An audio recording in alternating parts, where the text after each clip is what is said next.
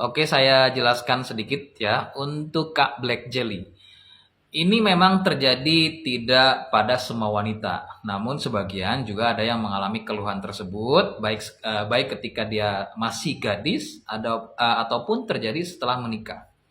Mengapa ini terjadi? Biasanya medis menyebutnya dengan nama gangguan hormon, salah satunya. Betul ya, gangguan hormon ataupun bisa juga karena terjadinya penebalan jaringan dinding rahim ya.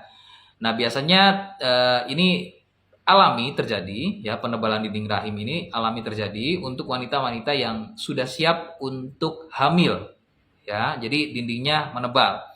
Nah, apa yang terjadi ketika dinding rahimnya sudah menebal namun tidak pernah diisi ya, atau tidak terjadi kehamilan ya? Maka biasanya proses alami dari tubuh itu, sel-sel jaringan darah ini akan keluar ya, menipis lagi ya, keluar dalam bentuk bulir-bulir darah sehingga seperti head yang berkepanjangan. Nah, itu adalah penjelasan mengenai keluhan tersebut ya. Jadi selain dari apa tadi, untuk gangguan hormon, bisa juga karena adanya penebalan penebalan jaringan dinding rahim ya. Itu adalah salah satunya ya. Namun ini jadi catatan aja kalau misalnya ini terjadi sesekali ya, misalnya waktu gadis mengalami keluhan tersebut dan kemudian setelah menikah pun terjadi lagi ya, jaraknya agak berjauhan sekitar 5 tahun sekali misalnya, kemudian mengalami keluhan tersebut lagi misalnya. Ini adalah bukan dalam kondisi darurat, biasanya biarkan aja ya, tinggal minum aja suplemen atau vitamin agar tidak lemas ya, untuk penambah darahnya ya.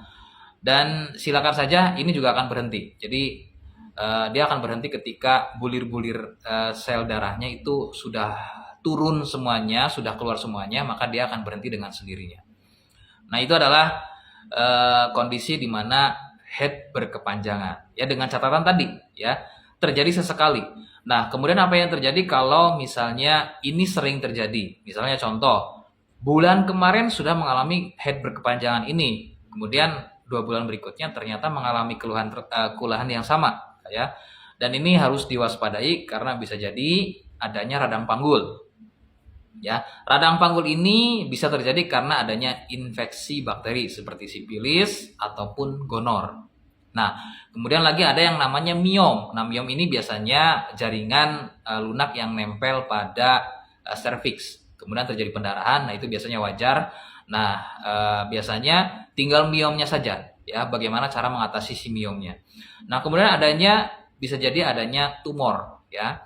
Tumor dan ini tumor juga bisa ada dua, ada yang namanya tumor dalam bentuk kista ovarium atau kista Bartholin, dan biasanya juga terjadi pendarahan ya. Namun identiknya biasanya mungkin kalau sering terjadi itu karena adanya radang panggul ya, lebih dominannya ya, selain tumor tadi atau mungkin juga adanya benjolan miom ya.